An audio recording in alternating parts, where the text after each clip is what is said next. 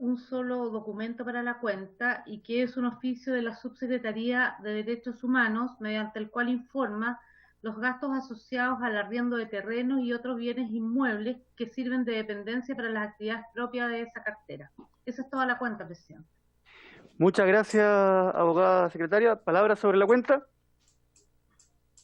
¿Varios? Entonces pasamos a recibir y a escuchar al ex alcalde de la comuna de La Granja y ex diputado de lo que fuera el distrito 25, don Claudio Arregada Macaya, para que se refiera a las garantías solicitadas por el Serviu en las obras de pavimentaciones.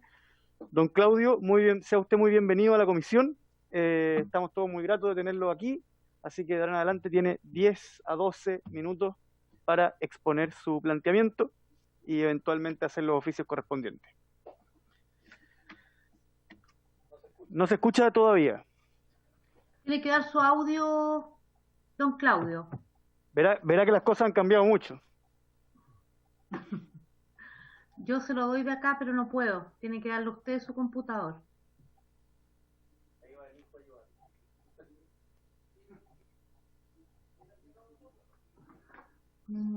Ahora sí, ¿no? Buenas tardes. Sí, se escucha, don Claudio. Adelante. Gracias, señor presidente. Quiero agradecerle a los colegas, ex colegas, la oportunidad que nos dan de poder plantear un tema serio, particularmente en el momento que está viviendo el país. Lo hacemos en representación de una mediana empresa familiar que se dedica al tema de pavimentación y construcción de paseos peatonales en distintas comunas del país. El primer punto que quisiera señalar tiene que ver con los instrumentos de garantía. Esta empresa está excluida de pólizas de garantía, de instrumentos, carta fianza que son válidos en el quehacer de empresa en este país. Sin embargo, a este tipo de empresas se le impide solamente la boleta de garantía bancaria, el único instrumento financiero que se permite. Que el Serviu pide. Lo segundo tiene que ver con las garantías. En algunos momentos se exige a particulares, cuando un particular lotea un recinto, tiene que entregar un 10% de garantía para hacer un camino, por ejemplo, el total de lo que cueste la obra. Ese mismo criterio se aplica para las obras públicas. Si un municipio licita la construcción de un pavimento, se le aplica el mismo 10% de garantía que se le exige a un particular. La dimensión de las obras son totalmente distintas. Le exige un 10, ¿no es cierto? Lo mismo que al particular. Y el Serviu, cuando licita una pavimentación, exige un 3% en la boleta de garantía. Sin embargo, a la mediana y pequeña empresa le exige un 10%. ¿Ya? Hay una desproporción tremenda para una misma obra pública. El mandante puede ser un municipio, pero cuando es el Serviu es el 3% y cuando es el municipio un 10%. Ese punto quería recalcar. El cuarto punto es la duplicidad de garantías. La mediana empresa hoy día tiene una exigencia de boleta de garantía por parte del Serviu, ¿ya? Que garantiza la buena ejecución de las obras, también la boleta de garantía por parte del municipio y la boleta de garantía para el GORE también, cuando los recursos de inversión son parte del GORE. Existe también no solo esa duplicidad de 3 boletas de garantía, sino que una pequeña empresa, y esta es la razón, señores diputados, por su intermedio, señor presidente, que nos lleva a haber pedido esta audiencia. La pequeña y mediana empresa familiar, como en este caso, ejecuta una pavimentación, tiene estas 3 boletas de garantía, con recursos detenidos, 3 boletas de garantía, por 3 años, ¿ya? En un momento que se requiere alta liquidez de la empresa y está llevando prácticamente a la posibilidad de quiebra a numerosas pequeñas empresas que están en condiciones de quebrar porque tienen retenido por 3 años 3 instrumentos de garantía por organismos del Estado. ¿Ya? Se licita el Serviu, es una sola boleta de garantía. Y ellos disponen un tiempo distinto al que le exigen a la pequeña empresa. Entonces, cuando usted tiene una empresa que tiene 40 trabajadores, 30 trabajadores, boleta de garantía con una falta de liquidez tan importante, porque de esos 40 trabajadores puede tener perfectamente trabajando el 50% de los trabajadores porque están afectados por la pandemia, qué sé yo, por problemas de desplazamiento. Sin embargo, tiene que sostener, como ustedes entenderán, razonablemente las remuneraciones y todos los gastos que conlleva mantener a los trabajadores. Entonces, la petición en concreto es hacer ver a los diputados integrantes de la Comisión de Vivienda esta situación que tal vez no la estaríamos planteando si los tiempos fueran normales. Si los tiempos fueran normales, nos estaríamos diciendo no hay ninguna empresa hoy día en Chile, salvo las grandes, los monopolios, las grandes empresas constructoras que resisten y tienen la espalda suficiente para tener 3, 4 instrumentos, ¿no es cierto?, de garantía en el mercado financiero, y a falta de liquidez, a falta de todo lo que hoy día significa mantener las empresas. La mediana empresa se mantiene activa, tiene la obligación de cumplir sus compromisos con todas las dificultades que conlleva. El que no lleguen todos los trabajadores, el que no se pueda ejecutar las obras oportunamente, se va a responder igual, todas las dificultades. Pero lo que pedimos, ya importante para el buen criterio de los parlamentarios de la Comisión de Vivienda, cómo está tan distinta tratamiento ya en distintas regiones. Por ejemplo, en Valparaíso, una boleta de garantía puede ser de 2 años, ¿ya? Y en la región metropolitana, por el mismo trabajo, se exige 3 años mantener la boleta vigente con todos los recursos detenidos en las entidades financieras, los bancos, porque además no se puede utilizar otro tipo de instrumentos financieros como pólizas de garantía, en fin, que son parte del mercado de las finanzas. Gracias, señor presidente, por este planteamiento. Me acompaña la señora Regina Viles, que es socia de esta empresa familiar, que es una empresa pequeña de familiar, que puede argumentar alguna diferencia que ustedes quieran, alguna consulta. Muchas gracias por escucharme. Perfecto. Muchas gracias, don Claudio Arriagada, por su exposición. Hay una persona en el Zoom que no logro reconocer, si se pudiese individualizar. Rodrigo. No es usted. Usted ya fue presentada. Sí. Usted es Regina, ¿no? Sí, correcto. Sí. Me refiero a una persona que tiene abajo el rótulo de Rodrigo Urquiaga. Yo no lo conozco, no sé quién es. Es del ministerio. Ah, ya, perfecto. Bienvenido entonces. Viene por el tema de las boletas, presidente. Él es el que sabe más del asunto de que está hablando el exdiputado. Entonces, acá. don Rodrigo, ¿usted quisiera tomar la palabra ahora? Sí, a ver. No, espere, va a hablar el diputado Urrutia y después le doy la palabra. Diputado Urrutia.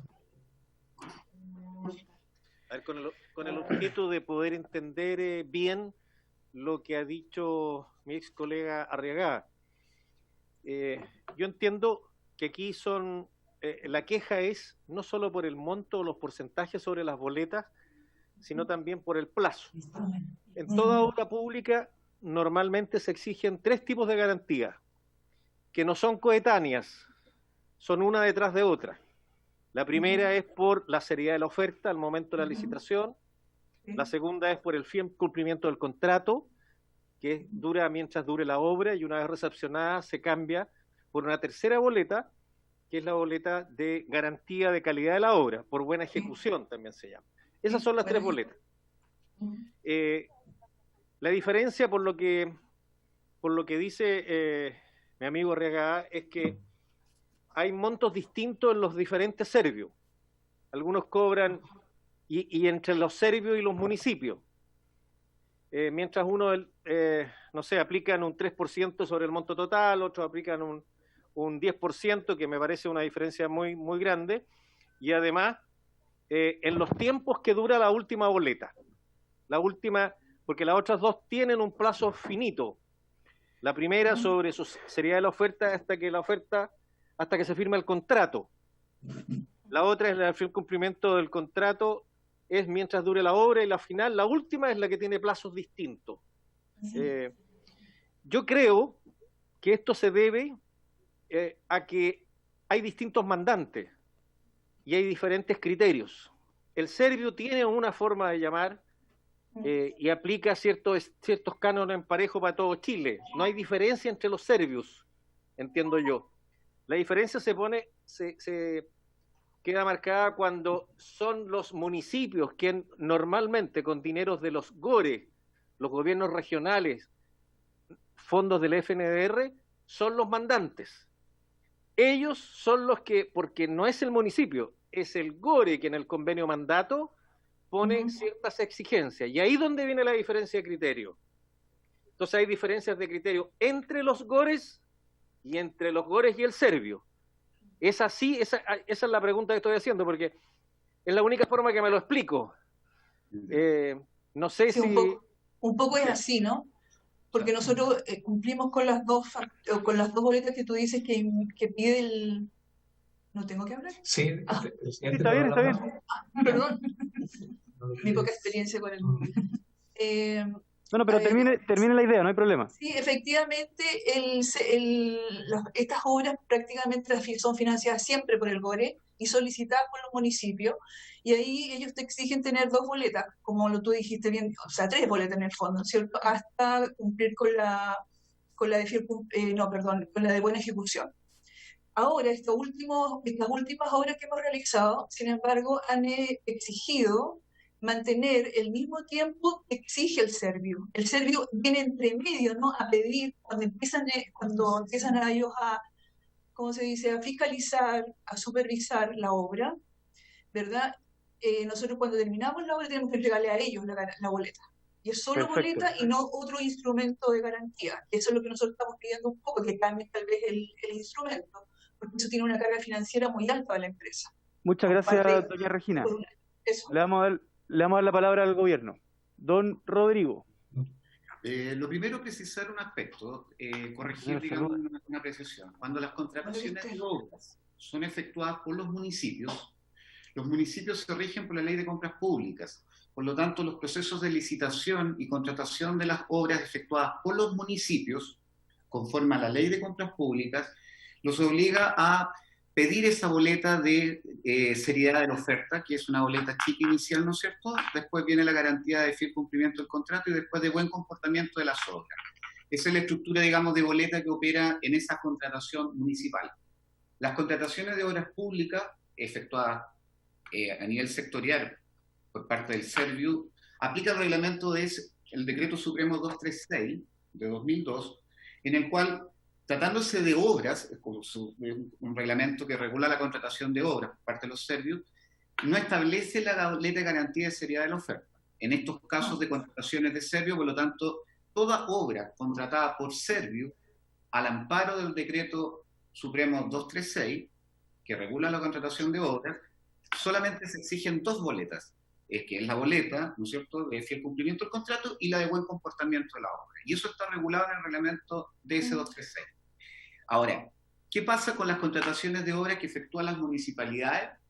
Esta discusión de la superposición de boletas es un tema que se viene arrastrando de varios años y que motivó, según entiendo, históricamente en el año 2018, una modificación de la ley de pavimentación, justamente para segmentar un tipo de obra de emergencia, en virtud de la cual la propia ley, con esta modificación de la ley 8946, que es la ley de pavimentación, se modificó con la ley 21.111 y se estableció, para el caso de los municipios, tratándose de obras, específicamente obras de emergencia, reparaciones de emergencia en aceras, calzados, ciclovías, la posibilidad de tener un tratamiento y una competencia absolutamente directa. Ya no es el competente el Servio tratándose de esas obras. Por lo tanto, en esta modificación legal se trató de hacer lo siguiente.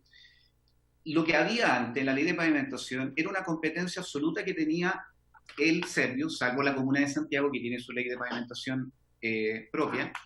Tenía una competencia Servio, ¿no es cierto?, de ser el fiscalizador técnico de todas obras de pavimentación, y por lo tanto se le exigía a los contratistas estar inscritos en el registro de contratistas, en el RENAC, y también se le exigía a estos contratistas, digamos, todas las boletas asociadas a, por ejemplo, en estos casos, esta ley de pavimentación se vincula con un decreto supremo muy antiguo, que es el decreto supremo 411, ¿ya? Que regula la conservación y reposición de pavimento y trabajo por fuentes particulares, en el cual se establece en ese reglamento, en virtud de la vinculación entre la ley de pavimentación y la reglamentación específica tratándose de pavimentos, hay una garantía que regula el artículo 56 de ese reglamento, del DS 411, que establece específicamente la obligación de constituir una boleta de garantía para el buen comportamiento de las obras de ese tipo de reposiciones de trabajos de pavimento por un 10% del presupuesto formulado por un periodo de 3 años. Esa aplicación de esa norma está vinculada no a las contrataciones que hace Servio, obviamente. Las contrataciones que hace directamente Servio las regula con su reglamento de obra potencial. En este otro ámbito, Servio está asumiendo un rol de fiscalizador técnico de las obras de pavimentación en general. Y por lo tanto, en virtud de esa fiscalización, a Servio le presentan proyectos particulares, ¿no es cierto?, privados, y también, obviamente, la municipalidad para estos efectos que está ejecutando una obra, independiente de que los recursos fueron proporcionados por el gobierno regional, la municipalidad también tiene que exigir al contratista que va a ejecutar una obra pasar por las aprobaciones y por toda la regulación cuando entra en una esfera de competencia por parte del Servio, no como contratante de la obra, sino como en su rol que le da la propia ley de pavimentación y el reglamento. Entonces, en esos casos ocurría, y estoy hablando antes de la modificación de la ley 21.111, ocurría una suerte de necesidad de exigir en virtud de una normativa, digamos, contractual que está dado por el convenio mandato que le da el gobierno regional al municipio, donde le indica qué boleta de garantías pedir en sus contratos, ¿no es cierto? Con esta otra garantía que tenía que exigir, se tiene que exigir por parte del Servio en cumplimiento de la ley de pavimentación y del decreto DS 411. Entonces, lamentablemente se daba esa situación donde el costo financiero que tenía que asumir el contratista evidentemente era por un lado a nivel contractual con el municipio en virtud de las garantías que están vinculadas a ese contrato, y por otro lado teníamos las garantías vinculadas a una exigencia que está normativamente dispuesta en el DS 411, vinculado con la ley de pavimentación, en un rol fiscalizador del Servio de esas obras de pavimentación que ejecutan otros, en estos casos particulares, incluidas las municipalidades, ¿ya? Ahora, ¿cuál fue el espíritu que entiendo que motivó la modificación de la ley de pavimentación? Fue justamente, como muchos municipios planteaban este problema que se generaba de un abultamiento de costo y en cierta forma, sobre garantía, se trató de regular la ley de pavimentación en cuanto a que la mayoría de las intervenciones que deben hacer los municipios con este financiamiento que le otorga el BORE son obras que están vinculadas a reparaciones de emergencia de los pavimentos. Y por lo tanto, no sé si se expanden a otro ámbito, entra a regir la ley de pavimentación con los problemas que vemos, que digamos no son problemas, sino que son cumplimiento de las disposiciones normativas que le debe cumplir cada uno. Pero en la modificación que se hizo el año 2018, se intentó dejar una esfera digamos, de reparaciones de pavimentos, que son las que más habitualmente ejecutaban los municipios, dejándolos con una competencia absolutamente propia para poder fiscalizar esas obras, no haciéndole exigible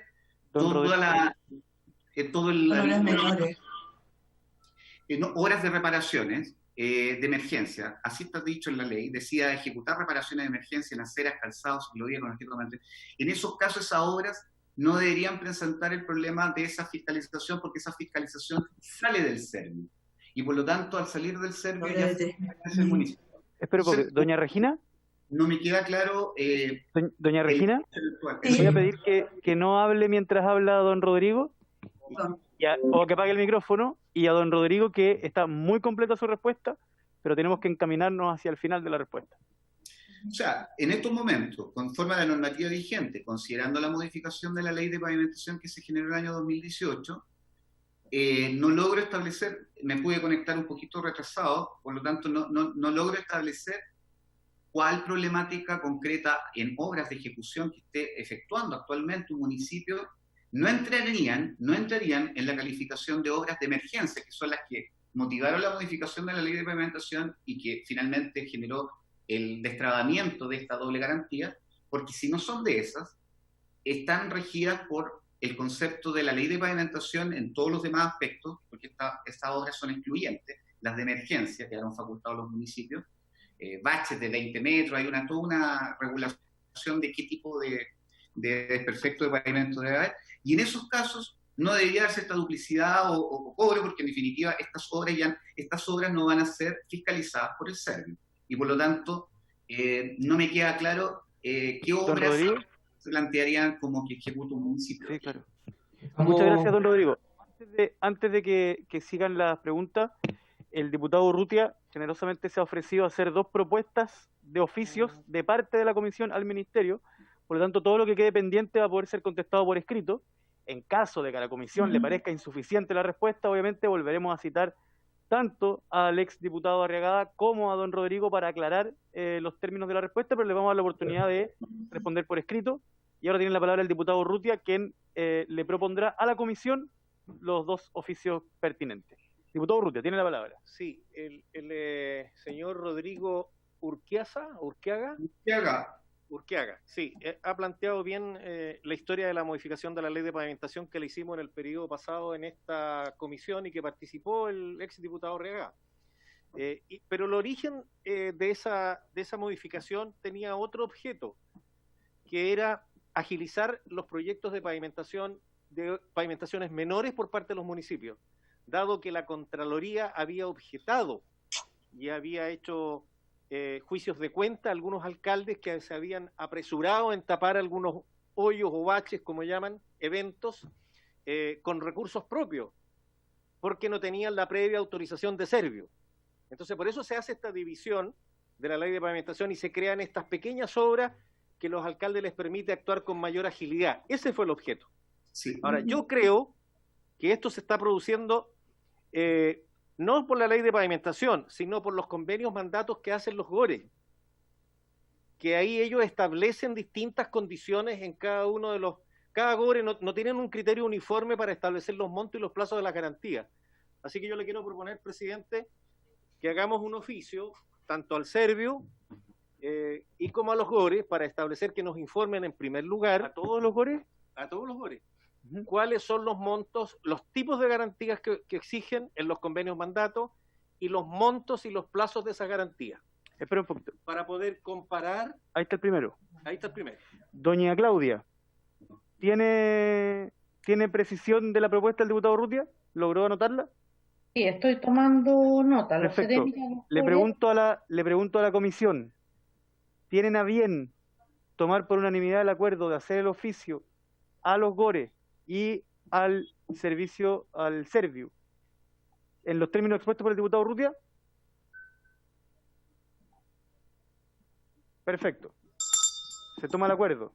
Diputado Urrutia, siga. Al mismo tiempo, yo le preguntaría para que el Servio explique cuáles son, en virtud de la ley de pavimentación, la 21.111, cuáles son los montos de las boletas de garantía que ellos exigen y los tipos de garantía para poder comparar si hay diferencias entre uno y otro y si ese criterio se aplica a nivel nacional o no.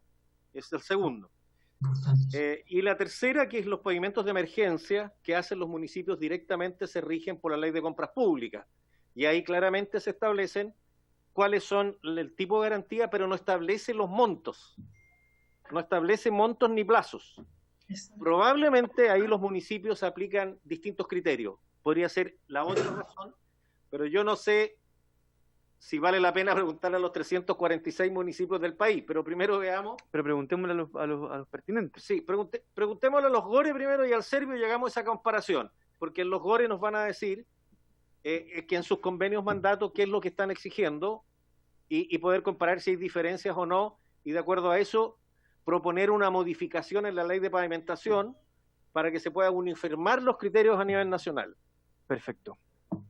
Muchas gracias, diputado Urrutia. Además, yo le voy a pedir a la abogada secretaria que, ya que ella contactó al ex diputado, exalcalde de la hermosa y combativa comuna La Granja, Claudio Arriagada, que ponga en contacto a don Claudio con don Rodrigo para ver si ellos mismos pueden avanzar en una reunión quizá bilateral, ¿ya? Creo que con eso estamos por ahora. Nicolás, ¿quiere agregar algo? Nicolás Galvez, Sí, del gracias, Ministerio presidente. de Vivienda. Solamente quería precisar un punto. Creo que por un tema de economía también de tramitación, la Cámara de Diputados está funcionando ahora con una plataforma digital. Entonces, yo creo que es más recomendable que se oficie al Ministerio y nosotros recabamos la información de los 16 servicios de vivienda de urbanización y mandamos una respuesta como Ministerio en vez de que se oficie a cada servicio. Sí, sí. Mire, está silenciado el señor Casitúa. Y ¿quiere así- hablar casi tú? No, pero no he pedido que lo des silencio. Ya Solo lo hice- No, que muchas Solo veces pasa hice eso, notar que sí. estaba silenciado. es que se habla de oficiar a Servio, pero entiendo que muchas veces el concepto es oficiar al MIMBU. Ya más Sí, que sí, se habla de sí. Servio, pero en verdad están hablando de Es la MIMBU, inexperiencia que le juega una nivel mala pasada. central. Entiendo que con eso es lo... Y así desde la división jurídica se emite una respuesta que Sí, es lo mismo. apunta a esa consulta. Digamos. Ya, pues, así que próxima semana nos llega esa respuesta junto con la respuesta del ministro a los dos proyectos de resolución que se han aprobado en sala con respecto al ministerio, ¿ya? Que tienen 30 días de acuerdo a la Constitución Política de la República. Yo creo que por ahí estamos, ¿no? ¿Les parece? Que lo dejemos hasta aquí. Don Rodrigo, muchas gracias. Don Claudio, usted sabe, como ex miembro de la comisión, que puede recurrir a ella cuando sea necesario y pertinente. ¿Ok? Pasamos al siguiente tema entonces. Saludos, Claudio. Agradezco. Muchos saludos a todos los diputados. Ahora les quiero pedir la unanimidad para extender la sesión hasta las 16:45. 15 minutos. ¿Les parece? autorizado, presidente, ya. Entonces continuamos con la votación en particular del proyecto de ley en segundo trámite constitucional sobre nueva ley de copropiedad inmobiliaria, boletín 11.540-14, con urgencia calificada de suma. Doña Claudia, por favor, pónganos al tanto de en qué lugar del comparado estamos, y don Gonzalo o don Nicolás, les pido a ustedes que puedan aplicar el mecanismo de compartir pantalla de la aplicación Zoom para que el resto de los diputados pueda participar, para que los diputados puedan participar telemáticamente de la tramitación. Voy. No, estoy inhabilitado. Ex diputado Arriagada, por supuesto, puede participar de la tramitación si quiere. Puedes participar. Presidente, antes que continúe, tengo que decir que llegó recién un pareo de la diputada Castillo con el diputado Paulsen. No sé si necesito la fuera de tiempo, unanimidad. Sí. Necesito Sí, la aceptado. unanimidad para Ahí aceptar. veo la unanimidad. ¿Sí? Ok. Sí. Habíamos quedado, tenemos que iniciar el artículo segundo, presidente. Tengo En la inhabilitada página- la función, Claudia. No puedo compartir pantalla. Ahí sí. Ahí sí, Gonzalo. Ya, muchas gracias. Creo que sí. Página 5 del comparado. ¿Se ve? Sí.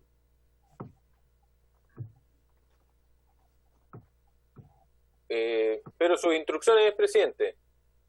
¿Lo tomamos en el artículo segundo? Sí, sí. Siga de donde estábamos nomás. Ya, muchas gracias. Yo lo interrumpo cuando sea necesario. Ok, muchas gracias. Creo que este artículo, déjenme revisar rápidamente, quedó pendiente, pero no tenía indicaciones. No. Quedó pendiente porque en el fondo estaba pendiente el primero y iban vinculados, ¿ya? Entonces, este es el proyecto. Lo que vamos a leer corresponde a lo aprobado en primer trámite por el Senado, sin propuestas de modificaciones.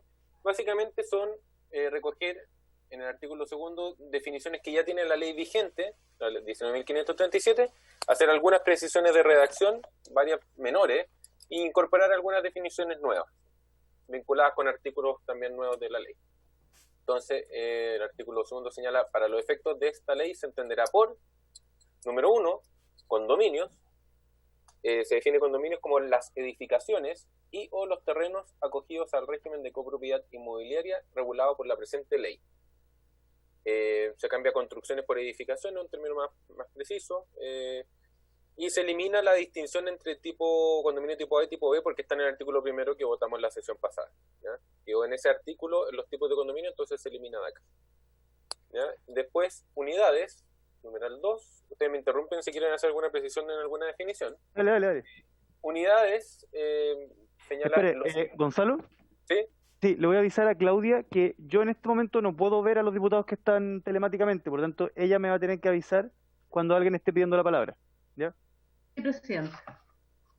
Ok, siga nomás, Gonzalo. Gracias, presidente. Unidades, los inmuebles que forman parte de un condominio y sobre los cuales es posible constituir dominio exclusivo. Aparece con negrita como si fuera un cambio, pero básicamente es lo mismo. Lo único que se elimina es un encabezado que tenía la actual, que no es necesario. Después, número 3, bienes de dominio común. Y aquí hay distintos literales.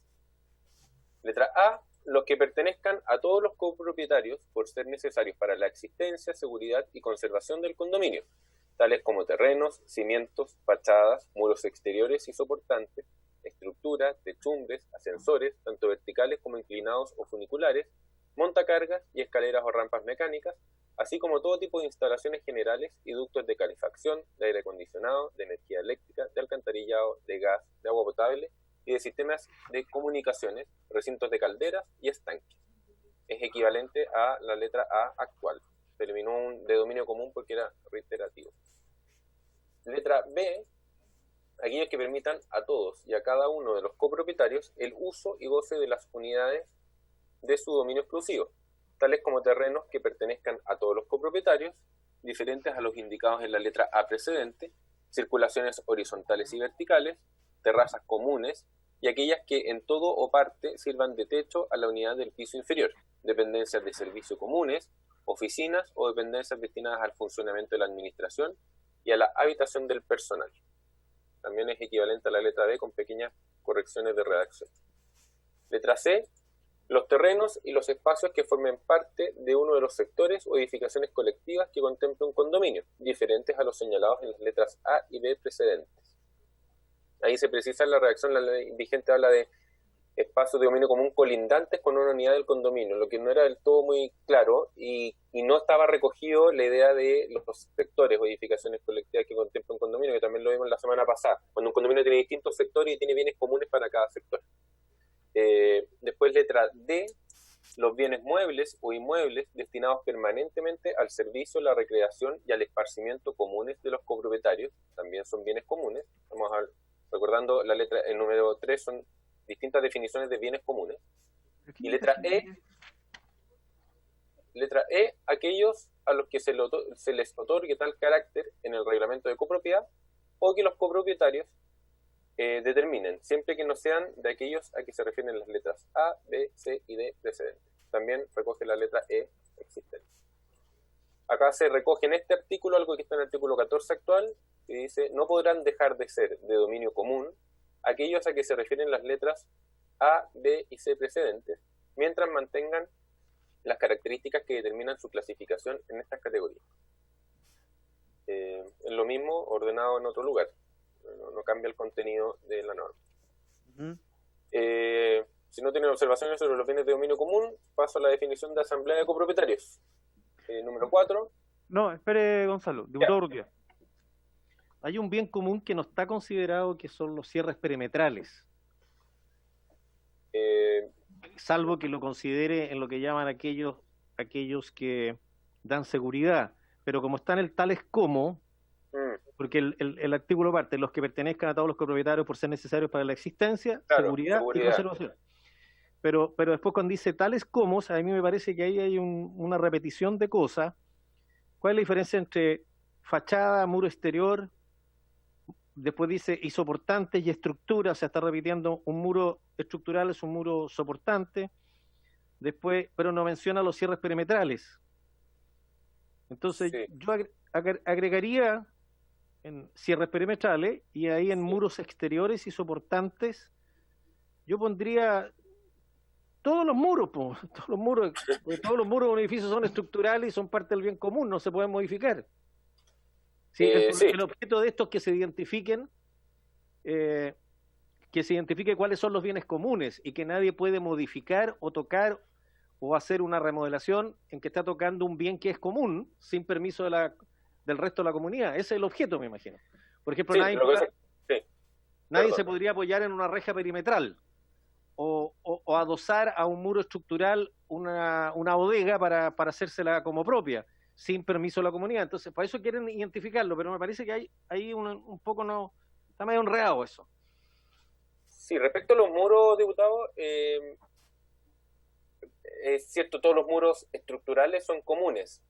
No sé si todos los muros de un condominio son comunes, porque al interior de una unidad también hay muros que dividen unidades, o sea, recintos dentro de la unidad, que no son estructurales, son tabiques que son parte de la unidad, no son necesariamente un bien común, esos son parte de la unidad y por lo tanto podrían ser eventualmente intervenidos si es que no afectan la estructura del condominio. Si son un tabique que no es estructural, que es solamente una división de recinto, es distinto a aquel muro que sí es estructural, ¿ya?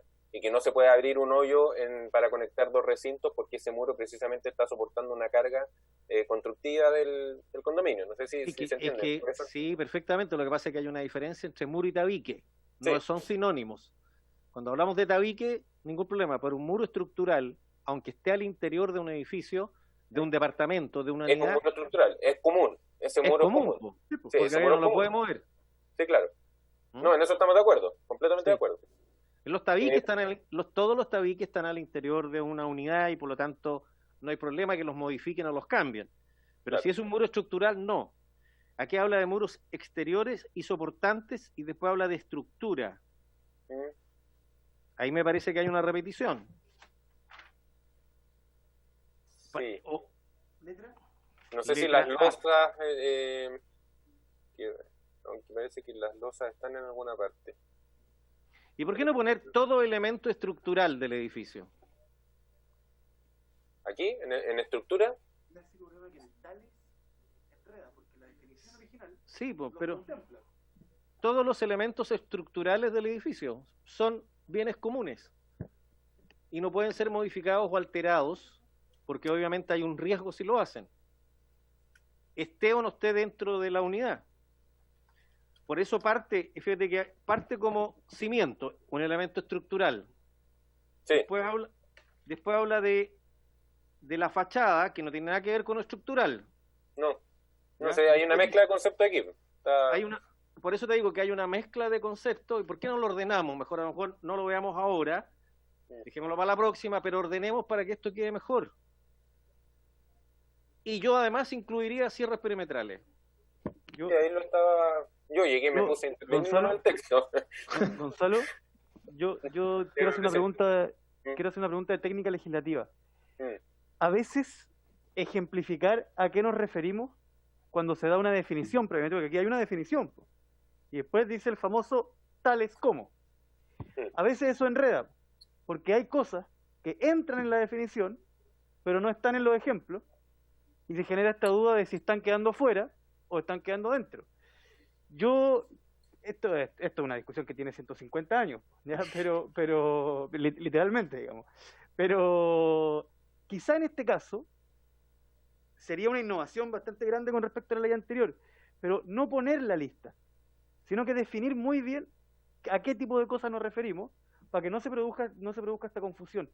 No sé qué opinas de eso, qué peligro podría traer.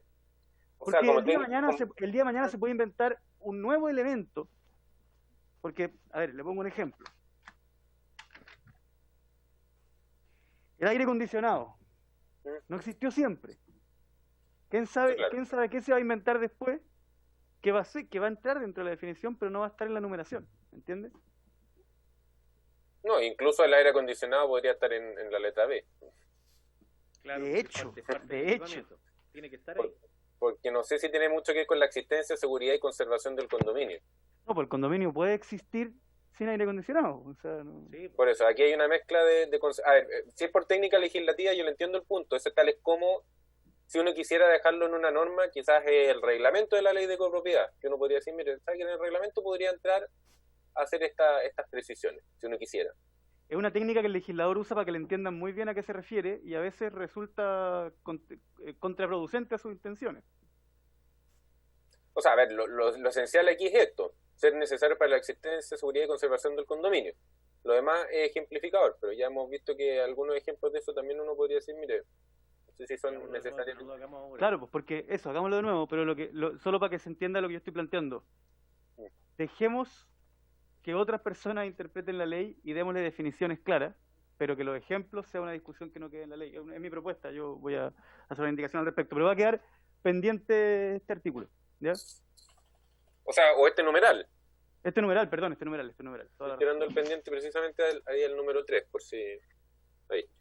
Pendiente, bueno. Está mal redactado todo. Ahí no sé qué opinará Claudia de lo que estamos haciendo, pero bueno. No me han pedido la opinión. El presidente de la opinión. Doña Claudia, ¿cuál es su opinión? No, yo preferiría ir no dejando nada pendiente y votando el tiro, pero porque esto entiendo que va a quedar el numeral 3 y ¿quién lo va a redactar? Van a presentar una indicación. No, porque al quedar pendiente en la tercera vuelta o repesca, por decirlo de alguna forma, se vota nomás. Sí, para hacer una tercera vuelta vamos a alargar más la cosa, pero bueno. Yo me ofrezco para redactarlo, podemos y traerlo para la próxima semana. Ha prometido muchas indicaciones, diputado Urrutia. Sí, hay dos que me arrepentí. Ya. Ya. Continuemos. Sí, diputado Urrutia. Yo siempre lo mantengamos.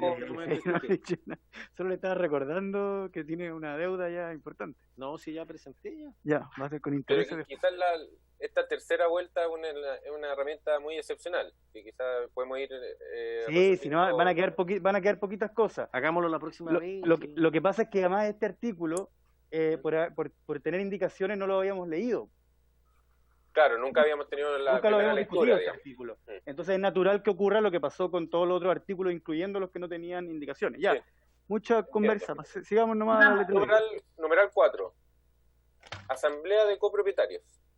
Órgano conformado por los copropietarios de un condominio que podrá adoptar los acuerdos vinculantes para estos relativos al uso, administración y mantención de los bienes comunes de la copropiedad, así como al resguardo y vigilancia de los derechos y deberes de todos los copropietarios, ocupantes o residentes de un condominio. Esta es una definición nueva, si no me equivoco. No está en el listado original. A menos que esté en otro numeral. A ver. No, parece que era nueva. No sé, ahí Nico, si tú podrías ir revisando por mientras, si está en el vigente, porque no está marcado con negro, pero me parece que esto era algo nuevo. O eventualmente está en el 17, 19 del vigente, por ahí. Numeral 5, Comité de Administración, órgano que representa la voluntad de la Asamblea de Copropietarios, cuyos miembros son designados por esta conforme a las disposiciones de la presente ley, su reglamento y al reglamento de copropiedad. Después viene el administrador, persona natural o jurídica designada por los copropietarios para cumplir y ejecutar las labores de administración del condominio, conforme a esta ley, su reglamento y al reglamento de copropiedad. El administrador deberá cumplir con los requisitos establecidos por esta ley para el desempeño de dicha labor. Bueno, esto se vincula con los artículos que ya revisamos sobre el registro de los administradores, los requisitos para ser administradores. Entonces la definición ya queda instalada este concepto de cumplir con ciertos requisitos. Después, el subadministrador no estaba definido, pero es un concepto que se repite en varios artículos. De hecho, en la ley vigente, el 25 ya habla de las subadministraciones. Entonces, se define subadministrador como la persona natural o jurídica designada por los copropietarios para cumplir las labores de administración de un sector del condominio conforme a esta ley, su reglamento, al reglamento de copropiedad y al acta de constitución de la subadministración si corresponde.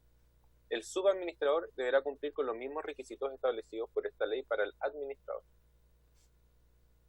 Después está la definición de obligación económica. Vimos un título sobre la obligación económica y ahí explicamos que más que hablar de gastos comunes siempre, el género debiera ser obligación económica, donde están los gastos comunes y otro tipo de gastos. Entonces, obligación económica se definiría como todo pago en dinero que debe efectuar el copropietario para cubrir gastos comunes ordinarios, gastos comunes extraordinarios o el fondo común de reserva, fondo operacional inicial, multas, intereses, primas de seguros u otros, según determine el respectivo reglamento de copropiedad. Después, igual se define gastos comunes ordinarios, y aquí va recogiendo cosas que están en la definición de la ley vigente. Se tendrán por tales los siguientes. Gastos comunes ordinarios de administración, letra A, son los gastos administrativos, tales como los de reproducción de documentos y despacho y los correspondientes a honorarios y remuneraciones del personal de servicio, conserje y administrador, incluidas las cotizaciones previsionales que procedan. Ahí hay precisiones de redacción, ya hay claro cuáles son los que incluye este tipo de gastos. Después están los gastos de mantención, los necesarios para el mantenimiento de los bienes de dominio común, tales como revisiones y certificaciones periódicas de orden técnico, aseo y lubricación de los servicios, maquinarias e instalaciones, adquisición y reposición de luminarias, ampolletas, accesorios y equipos, mantención y aseo del condominio, mantención o reposición de equipos y elementos de emergencia y seguridad, primas de seguros y otros análogos. Después letra C, de reparación, lo que demande el arreglo de desperfectos o deterioros de los bienes de dominio común o el reemplazo de artefactos, piezas o partes de estos. Y letra D, de uso o consumo, los correspondientes a los servicios colectivos de calefacción, agua potable, gas, energía eléctrica, teléfonos, telecomunicaciones u otros de similar naturaleza. En la ley vigente no se define asamblea de copropietarios. ¿No? Ah, ya. Gracias. Gastos comunes. ¿Sigo presente o tienen alguna duda de los gastos comunes? El diputado Urrutia tiene una duda. Y el diputado García también.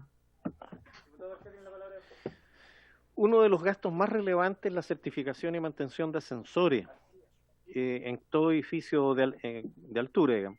Yo lo expresaría porque habla de certificaciones periódicas de orden técnico, pero eso puede ser la certificación de gas, pueden ser muchas.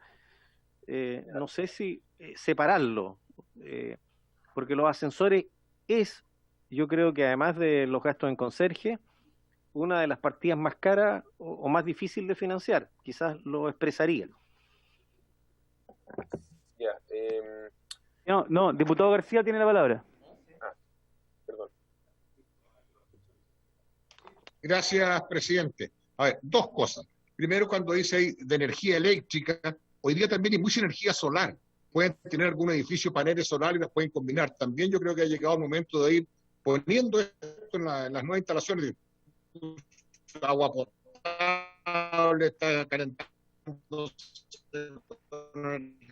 solar, muchas cosas, nueva tecnología. Y con respecto a lo que dice el diputado Urrutia, estoy absolutamente de acuerdo, pero me gustaría que Gonzalo revisara. Nosotros aprobamos hace poco tiempo más y despachamos una ley de ascensores que ahí especifica claramente cuántos periódicamente tienen que irse controlando, las marcas que tienen que responder por los repuestos. No sé, no me acuerdo tan preciso, pero ahí estaría subsanado lo que dice el diputado Urrutia. O sea, hay una ley especialmente para los ascensores por todos los problemas que esto generó, porque había incluso edificios parados en Santiago que tenían 20 o más pisos que no tenían los ascensores funcionando. Había uno para todos los pisos y era un desastre. Ahora se aprobó esa ley, no sé qué resultado habrá dado, pero eso está contemplado en la ley. Eso me gustaría ver, y lo otro que me aclaren si es que la energía hoy día solar o eólica, cualquier tipo de energía, es que ese problema de ejemplo no tiene ninguna incidencia o tiene incidencia en estos edificios. Gracias, presidente.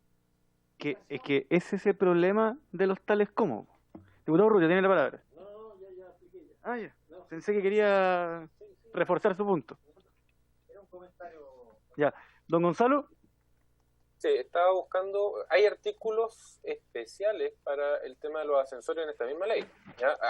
Adicionales a la ley de ascensores que señala el diputado García. Efectivamente, ahí ya se reguló bastante el tema.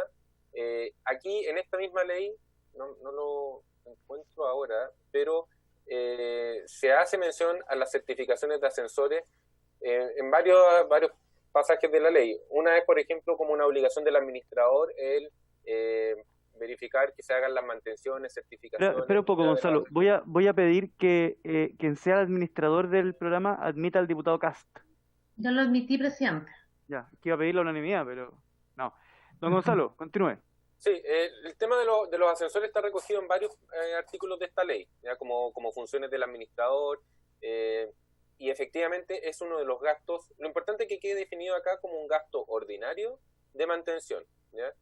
Entonces es un gasto ordinario de mantención, está recogido en esta idea de revisión y certificaciones periódicas de orden técnico, pero efectivamente, si se quiere ser más preciso y mencionar expresamente la palabra ascensores, me parece pertinente, para que no quede lugar a dudas de que incluye eso. De hecho, más abajo habla de mantención o reposición de equipos y elementos de emergencia y seguridad. Si ya está esa precisión, quizás ahí habría que incorporar la mantención y certificación de los... fíjense un poco, que más arriba está mencionado, se lo acabamos de leer, de hecho. Elementos de circulación tienen un nombre aquí. Horizontales. Ascensores tanto verticales como inclinados o funiculares, montacargas y escaleras o rampas mecánicas. Ese fraseo viene de la ley de ascensores, precisamente lo que mencionaba el diputado García. Es todo tipo de ascensores o elementos de circulación vertical o inclinados para meter los funiculares, etcétera. ¿Ya? Para que no haya... diputado Urrutia. Sí, es cierto que más adelante está considerado, pero aquí estamos viendo el capítulo de las definiciones. Por lo tanto, aunque sea nombrado posteriormente, tiene que aparecer en la parte, cuando definimos gastos comunes ordinarios, cuáles son los ítems del gasto común y ordinario. A mí me parece que los ascensores, por ser una partida relevante, tanto su mantención como su reparación, debe estar considerada. Es que apareciendo el ítem ampolletas, sí, porque hay una... Uno dice, bueno... Perdón, mantención y certificación de... Perdón, estoy escribiendo ahí para ver si le parece pertinente algo en esta línea.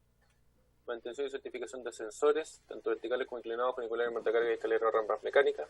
Ahí, ¿puede ser, diputado Urrutia?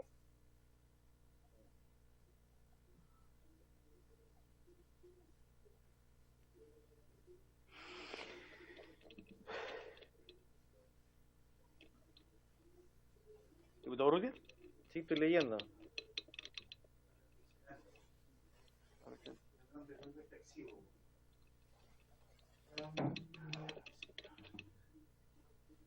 Sí, quizás el orden, quizás no es por ser catetea, pero estamos dejando para el final quizás lo más importante.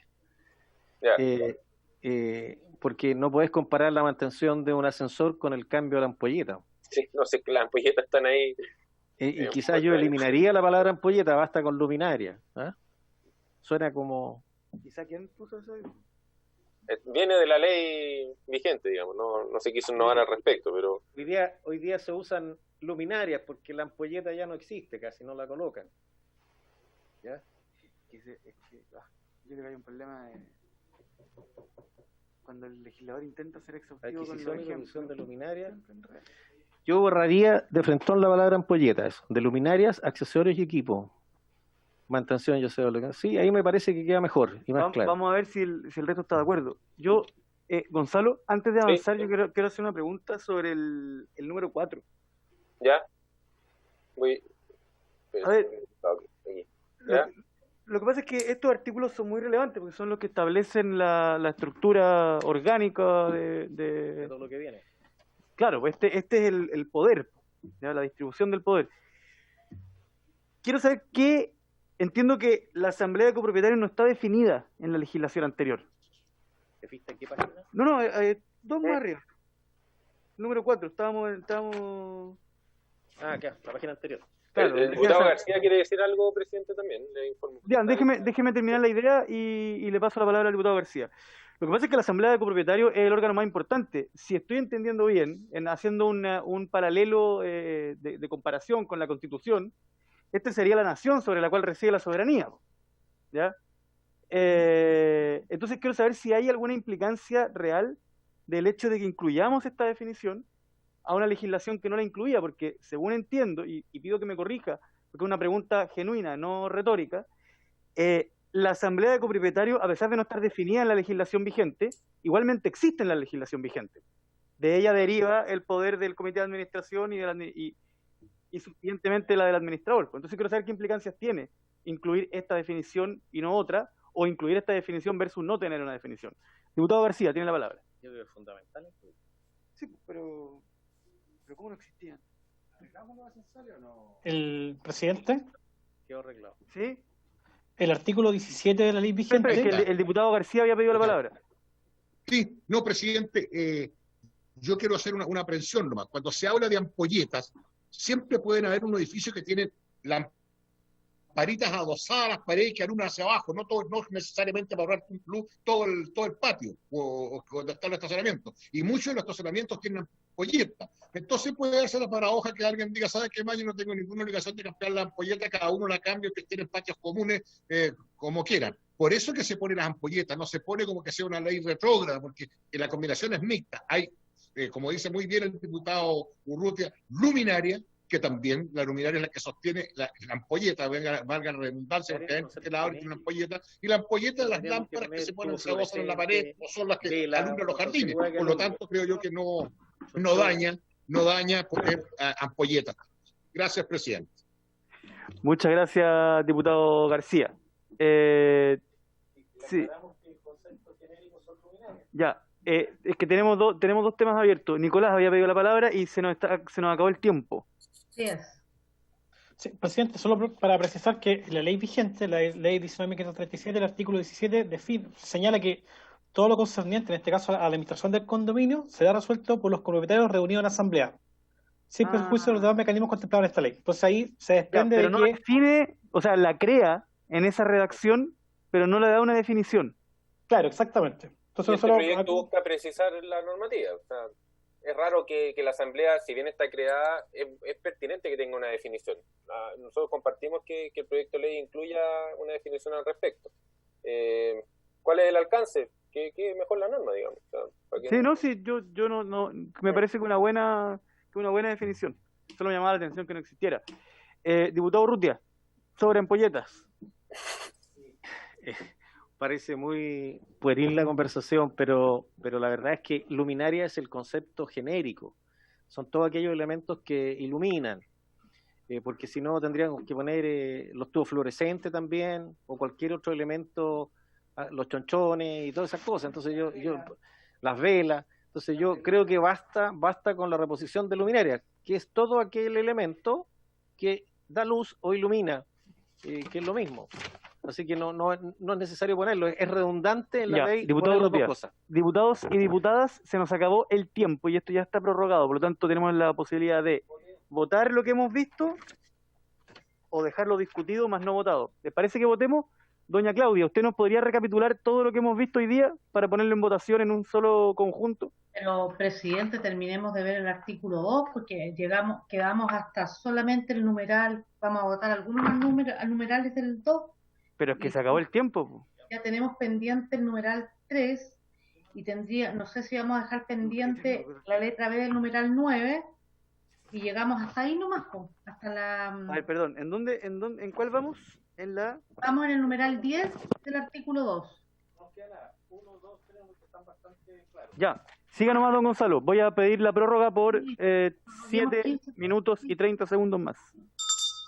Ok, leo los que vienen. No, del diputado Telier dice que no da la unanimidad para prórroga.